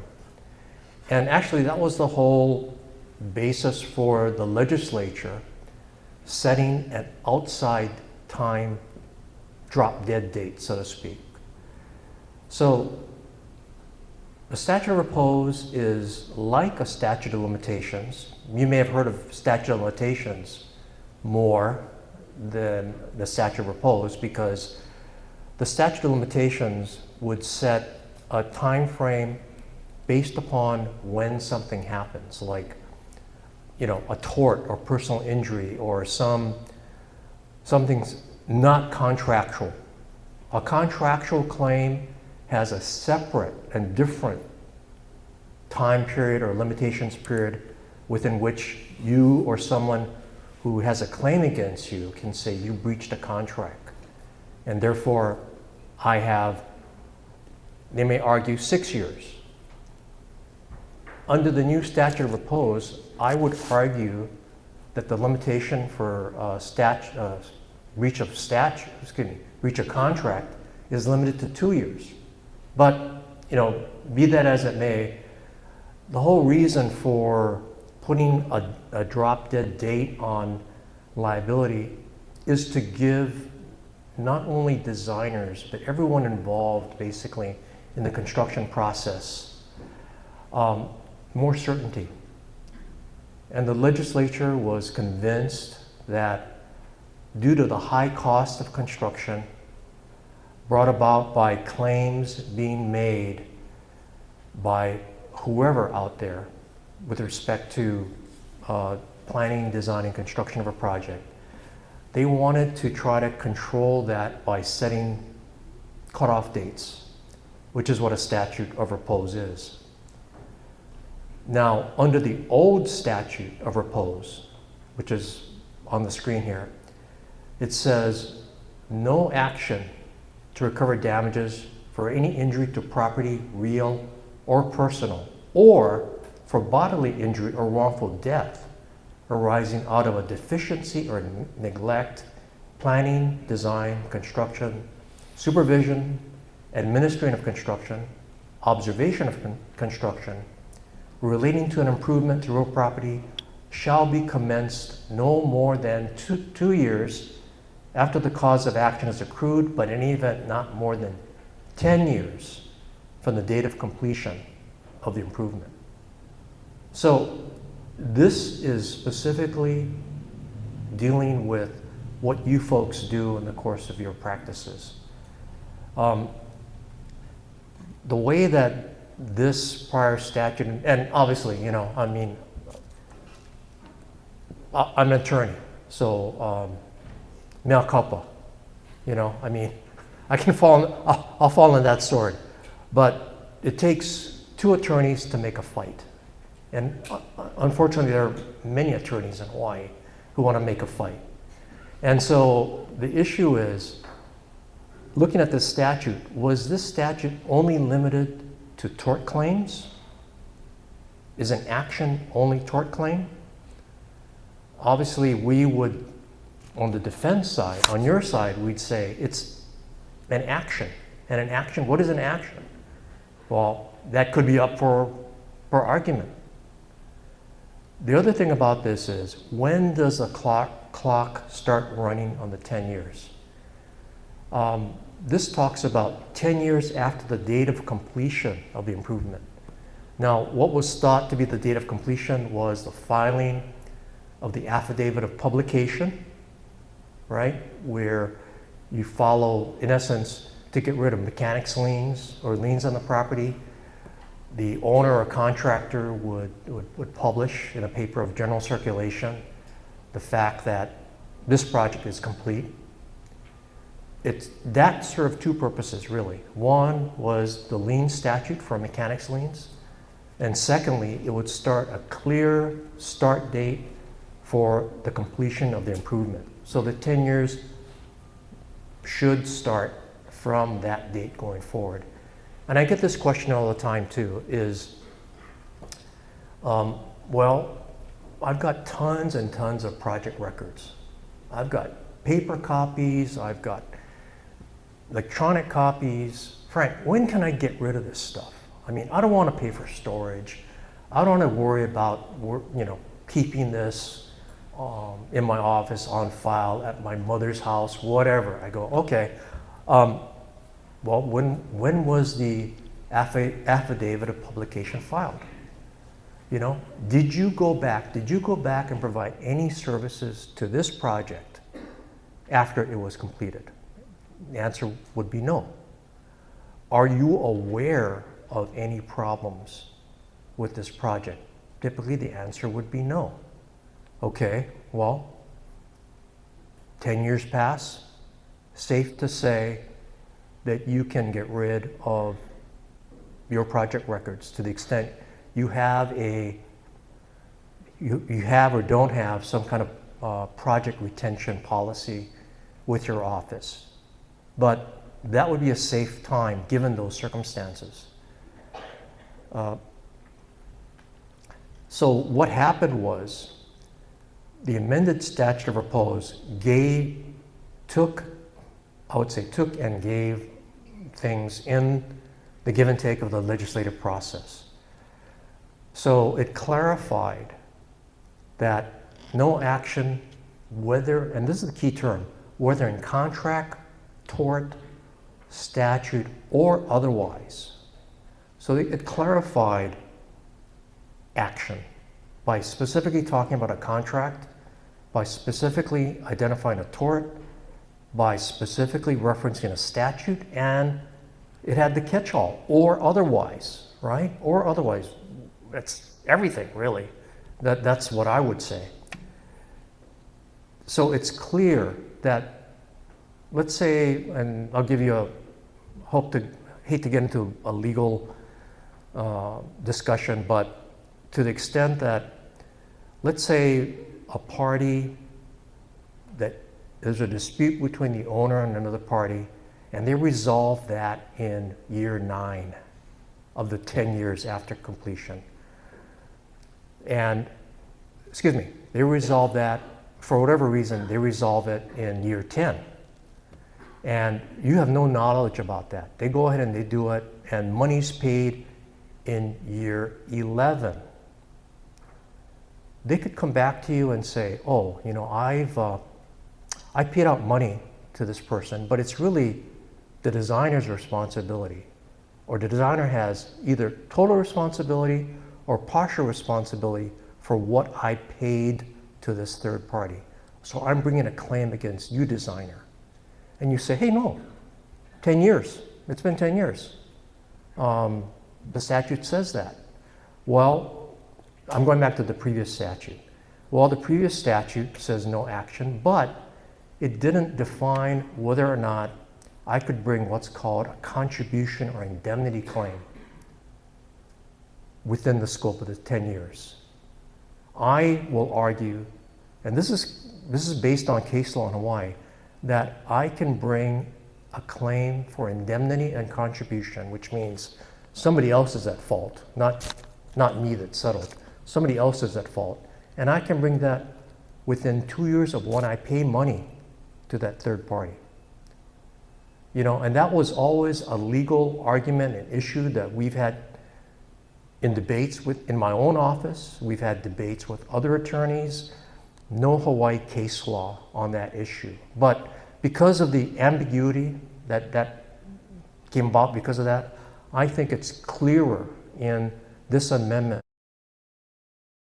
It's everything. 10 years is it. Now, what they took away, it says they deleted more than 2 years after the cause of action has accrued, but in any event, not more than 2. They kept the 10 years, obviously, but they took away what would arguably be a shorter period, a 2-year period, when, in essence, the claimant knew or should have known they had a claim. So that's part of the give and take, I think, that happens in the legislative process. So this is the amended statute of repose. But again, overall, it is very favorable. And it also amended and clarified that the improvement is substantially complete the earliest of several events. The first, the issuance of a certificate of occupancy. Okay, so to the extent you don't have, for whatever reason, you don't have an affidavit of publication, but you have a certificate of occupancy, you can use that as a start date for the 10 years. They included the filing of an affidavit of publication and notice of completion within the circuit court of where the property is located. And they also added this. They said, if the improvement consists of multiple buildings or improvements, each building or improvement shall be considered as a separate improvement for the purpose of determining the limitations period set forth in this section. Now, the reason why that is important, I believe, is because my firm was personally involved in a case where there was a mix of single-family homes and multifamily condo units on a project. So, and each one of, whether it be a single-family home or it be a building, a multifamily building of, I think there were on the order of 8 of them, 8 to 10 of them, as well as roadway improvements, finally putting the road in and getting all the utilities in. The dispute in that case was we had certain buildings, and this is on the order of 8 years ago that the case took place. We had certain buildings that issued their affidavits of publication on year 0. There were other buildings that, as the project continued, had later dates of completion. So, unfortunately, without this language that I just read to you, was not in this statute at the time, the court bent over backwards and allowed the association to continue a claim saying, and this is what the court determined, they were going to start the limitations period from the last completed improvement. And in essence, if this statute had been in place then, 40% of the claim would have just gone away had the court enforced this statute. Now they can. Well, now they can certainly do that with this clarification. And let me go back and take a step back because Karen Hong's group was instrumental in helping get legislation like this passed. And so to the extent that you participate in ACEC, AIA, hopefully the AIA will get more actively involved in risk mitigation legislation. And when I say that, it's not to the detriment of the contractors. It's really just to try to put some, I think, reasonableness on what's expected of you and your design and your professional practice.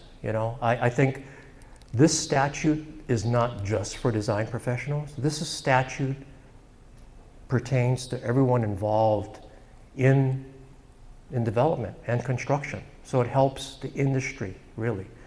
And again, I think Karen has already underway, and I'll talk about the bad and the ugly, but she's going to try to make it better and prettier, maybe I'll use those terms, to get to deal with what I'm going to be talking about in a little while. So there was a concern raised. ACEC was made aware that there was a Massachusetts Supreme Court case that basically said that a scenario that what I described earlier, which was the Boston University brought a claim against a designer outside of the statute of limitations. They said in Massachusetts they have a 3 years statute. Every jurisdiction is almost different. And Boston University, okay, wait, I got another side here. How many of you know the school nickname for BU? Come on, nobody went to school on the East Coast? I guess not. Okay, they're the Terriers, anyway. I'm full with trivia, but in any event. So Boston University brought a claim against the architect designer and said, look, yeah, we know it's 3 years after accrual and it's more than 6 years after the opening of the improvement, but we're going to make a claim against you anyway. And that's because We believe this statute only applies to tort claims. And we're bringing a breach of contract claim against you, designer. And the Supreme Court in Massachusetts said, yeah, okay, we agree with BU. Well, I don't know how many members of the court were BU alumni, but in any event, they allowed BU to proceed with a breach or an indemnity claim against the designer.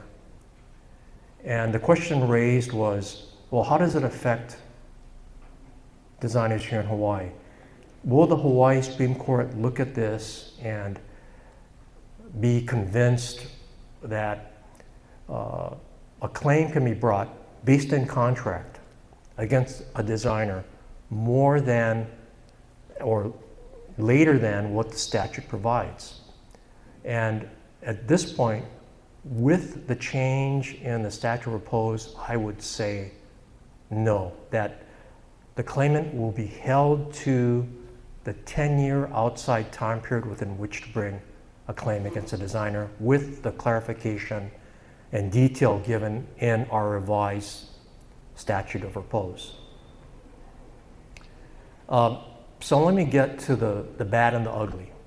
Changes to the Contract to Repair Act. The Contract to Repair Act, I think, not the bad and ugly yet, this is still good. Changes to the Contract to Repair Act is a good thing because, like the task of insurance companies like AXA XL, they want disputes to be resolved early. They want disputes to be resolved without having to go to court. They would like disputes to be resolved, if possible, in mediation.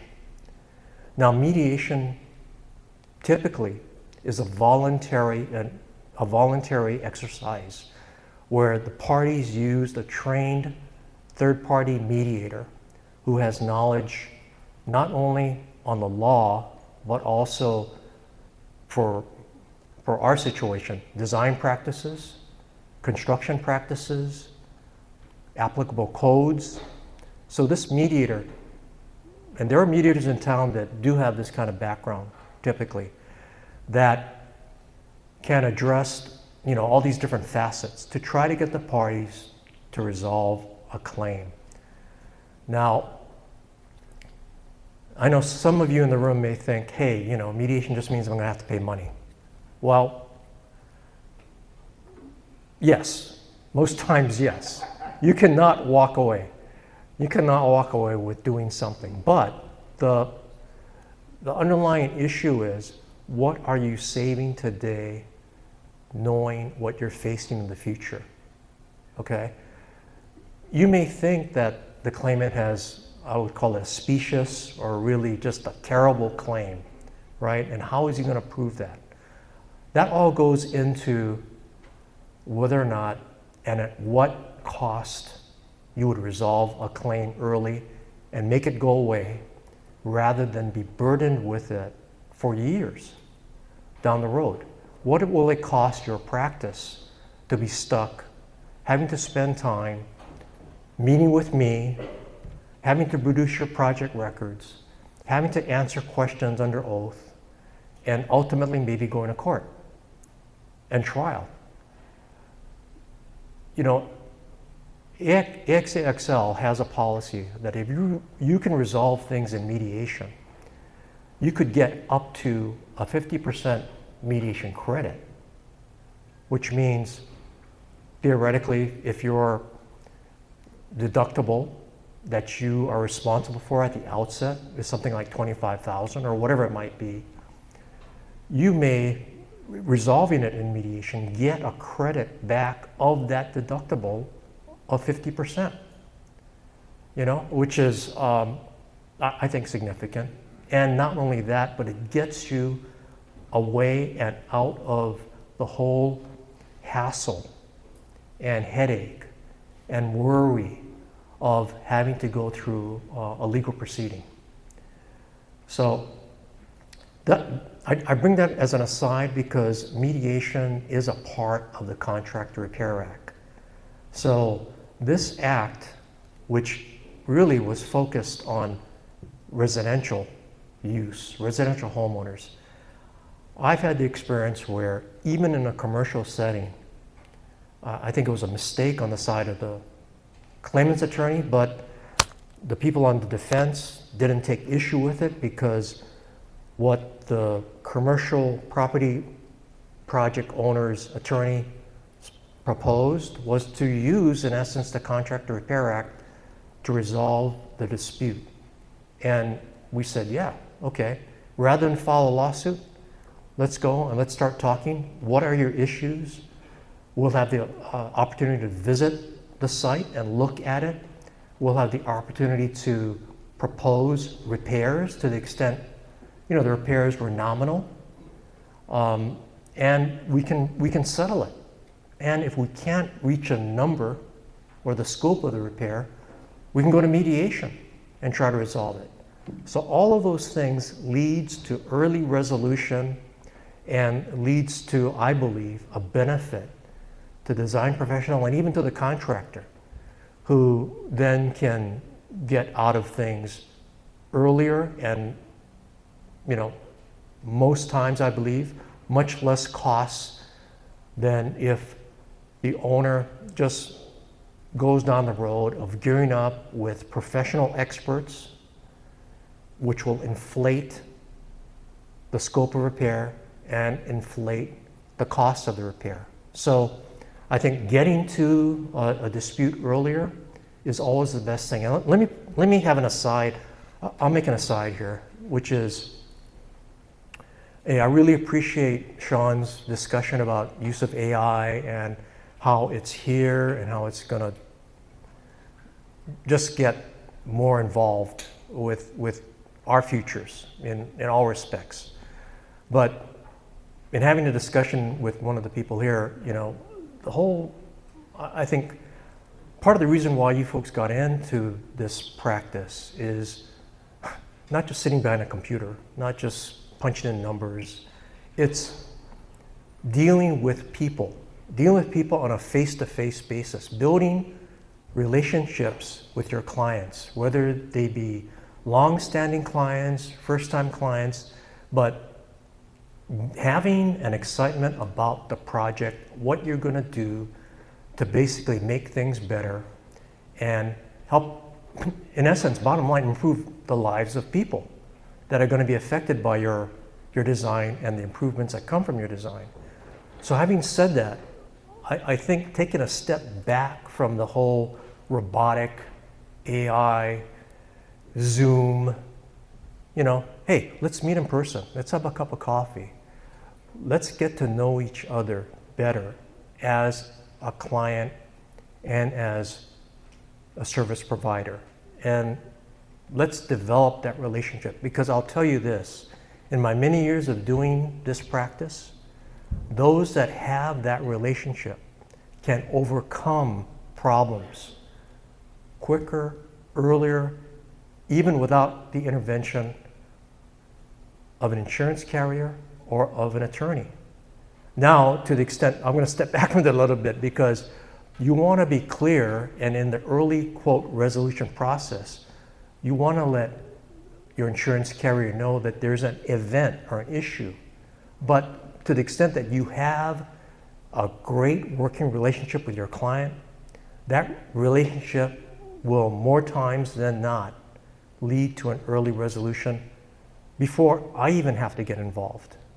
Because given what you've heard about the AXA XL staff, everyone that I work with, they're either a lawyer, legally trained, or have decades, right, in resolving disputes. So even before it gets to my level, they're involved, they're working with you, they're talking with you about how things can be worked out with your client, whoever's bringing the claim or potential claim, because it's not a claim yet. It's got to be an event or a circumstance, right, which is a potential claim. But they can work with you in trying to resolve it early before it blows up into anything really ugly. So again, just as an aside, but so we have the CRA, Contractor Repair Act. There's a notice of claim. They must tell you what is it. They have to describe it in sufficient detail. They can't just say, oh, you know, my AC is not working, or I'm not getting enough cool air, or you know, I've got a leak in my bedroom. I mean, they've got to try to give you as much detail as possible. And typically by then, they would have had a contractor come in to deal with the leak or deal with whatever they're dealing with, and they should provide you all the specifics, then simply just say, oh, I got a problem. You got to come in and you got to take care of it. Because to the extent you and we know what it is in more detail, especially with photographs, videos, test results, they need to provide that to us rather than hold on to it and think, oh, I'm going to save this for the litigation. No. The whole purpose of the CRA is to get the things early and try to resolve it. So that's a good thing in the CRA.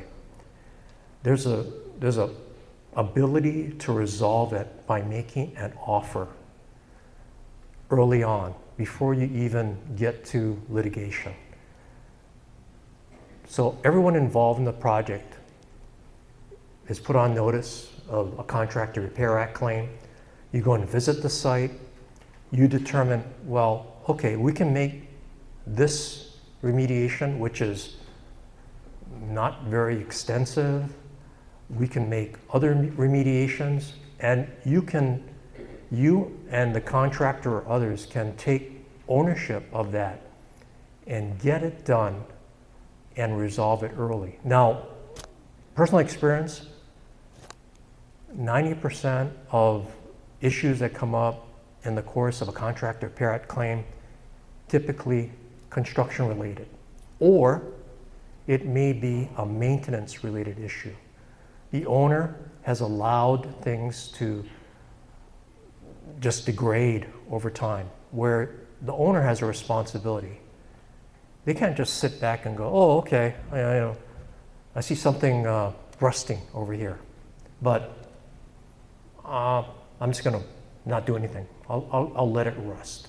Is that reasonable? I would say not. And so, again, in this whole process, the owner should take responsibility for it. And in the process, hopefully, you and the others involved in the project can make the owner understand that they just can't sleep on things and let things degrade over time. Again, the CRA does talk about mediation. It tries to shortcut it so it just doesn't languish, so you can get to it within 12 months of the notice of claim to the extent you can. So as long as you have information, and the Contractor Repair Act is a basis and allows you to get information, then you have a chance of resolving it early. This is specific as to the CRA, but in general, the statute of repose would apply. You should be aware that if you're doing residential design, that you should put in your contracts the language that is italicized and capped in the last section, which is letting your client know that there is the Contractor Repair Act and that they have rights under the Contractor Repair Act to let you and others know that they have an issue with the project, and allow you and others involved in the project to investigate and make repair so that things don't get worse and things don't blow up. Okay, I'm going to move on to the bad and the ugly. So, with respect to the bad, we're talking about the expedited permit and self-certification process. Now, we have the state statute that allows for expedited permit processing. The good news about this bad statute is that it doesn't come into effect until July 1, 2026, and it sunsets on June 30th of 2031. So it's not in effect today. It's going to be in effect, becomes effect July 1, 2026. So even though it's bad, there's an opportunity to amend or to cure. And I'm looking at Karen, right? And Karen's going, yeah, okay, we'll take a shot at that. And I know she and other professional organizations will try to do that, because there's language in the statute that, although I think the intent of the legislature was good, in trying to expedite things. And going back a step, the legislative intent was that Hawaii homebuilders wait 3 times longer for permits as to other states. The longer the wait, higher the costs, fewer new projects will come online.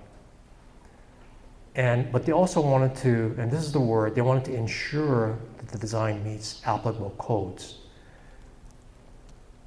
Again, like myself, you folks do not insure things. You folks don't guarantee, you don't warrant things. You're a professional.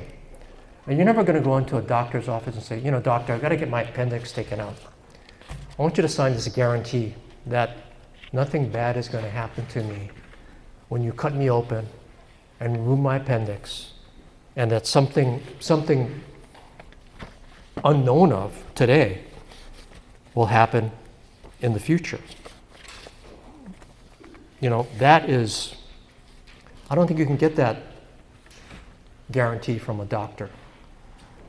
The other day I went to my dentist. I asked him, Doc, can you assure me that, when you drill in my tooth, that's going to take care of all my problems? And he kind of gave me a funny look and said, Doc, I'm sorry, I'm just joking. Because professionals, and you're professionals don't do that. What you do is you will do and provide your services according to what's called the standard of care, right? And that standard of care is not a guarantee. People that make washing machines can give you a guarantee. People that make cars can give you a guarantee. What you do is professional service in documents by way of plans and specifications, and you do it, again, to meet the standard of care. Now, if you fall below the standard of care, that's an issue which clearly would expose you to liability. And in those cases, and again, I don't see very many of these, but in those cases, I would suggest and recommend that we resolve it as early as possible.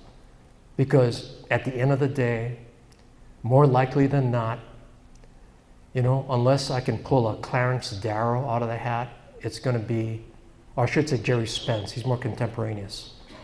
You will be on the losing side of the claim. So to the extent that there's an issue on meeting the standard of care, let's resolve it early. Let's move on. Let's do better things. So getting back to the expedited permit process, what is the bad in this is that language like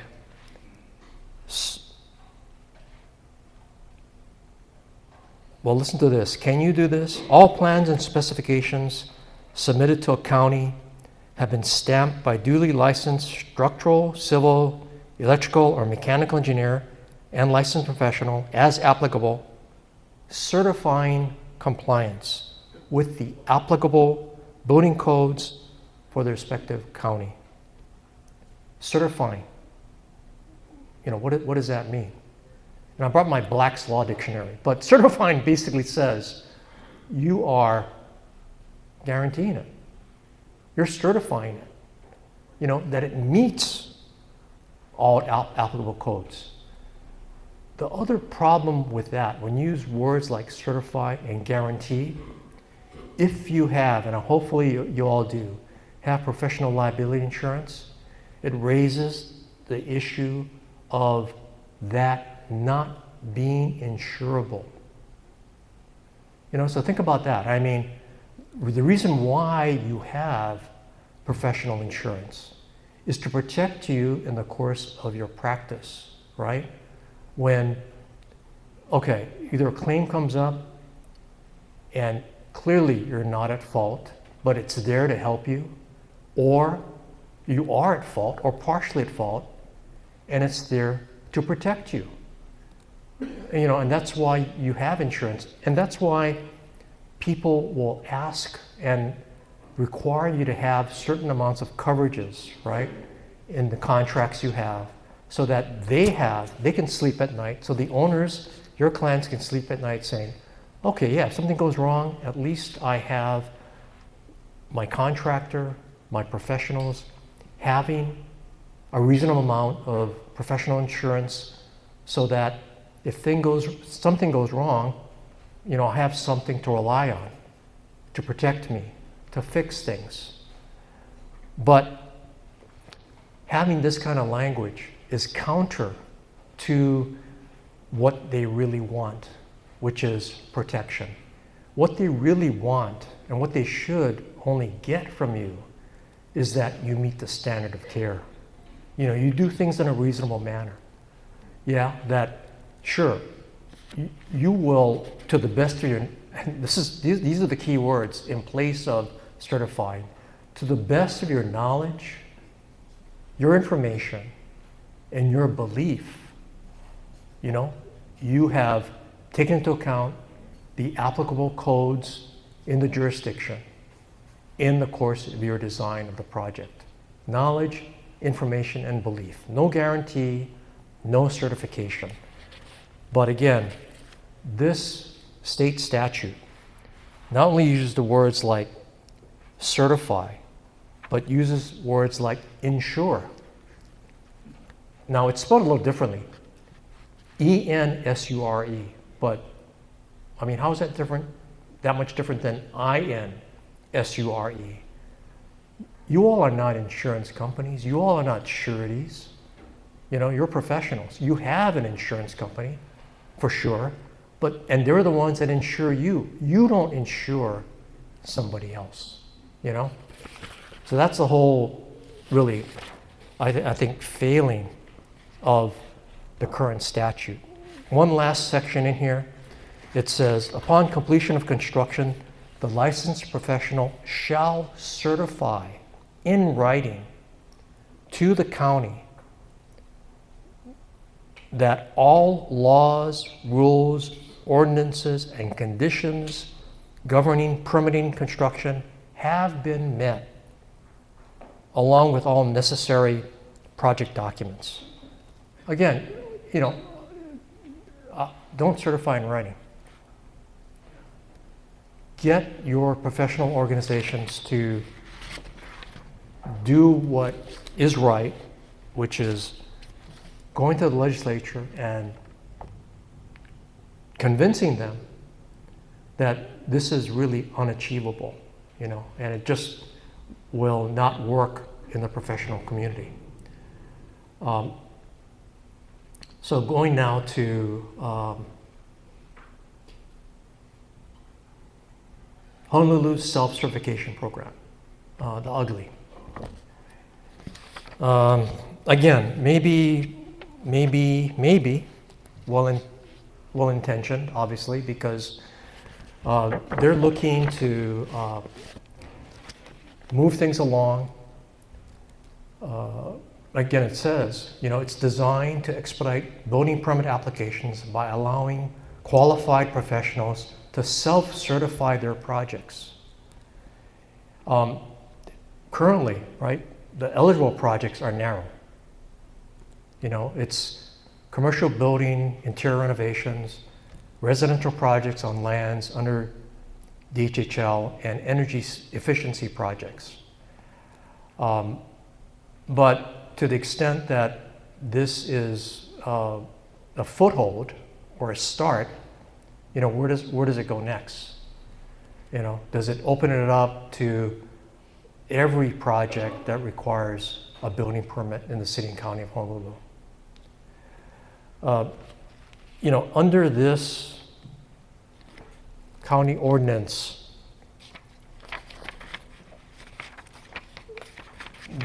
there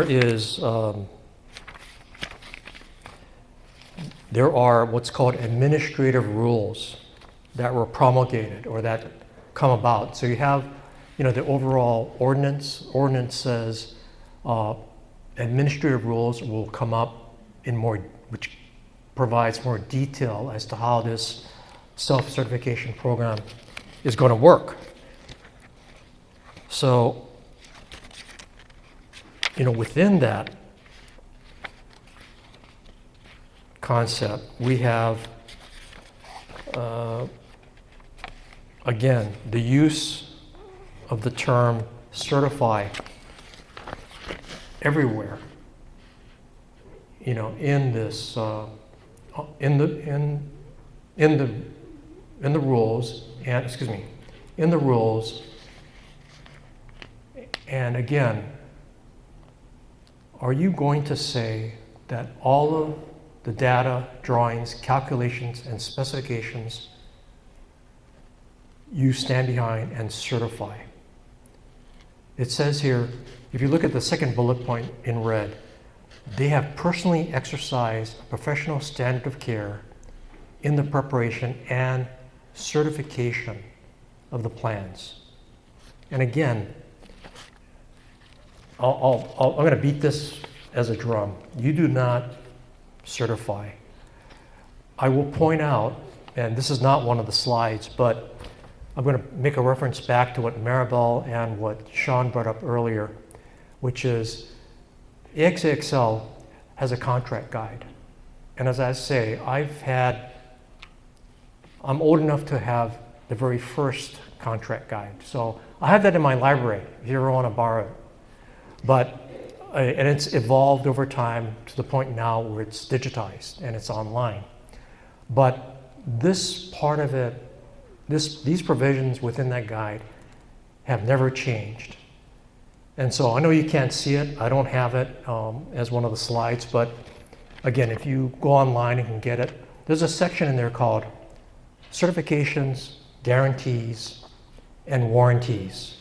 3 words you never want to see in your contracts. And as these pieces of legislation state, you never want to see it in the legislation either. But what you can do is if your client wants you to sign something which uses the word or tries to use the word certify specifically, you can try to define what certify means. So this is not the most, I would say, acceptable way of dealing with it. I would just say, just strike the word. But if you can get your client to agree that you want to define the word certify in your contract, you can say, here's the definition that I will agree to of the use of the word certify. Certify shall mean an expression of the design professional's professional opinion to the best of your information, knowledge, and belief, and does not constitute a warranty or guarantee by the design professional. Then, hey, it's totally clear. You're defining what that term means, and you're reiterating that you are not giving a warranty or guarantee for your professional services. So again, there are ways of trying to deal with it. And as I say, the AXA XL contract guide is a great way of trying to deal with that in those circumstances. So, that's the end of my presentation today. And I want to shout out to Dana and my partner Jane, who's not here today because she had to attend a court session for me this morning. But I think at this point, Matt, right, happy to take questions.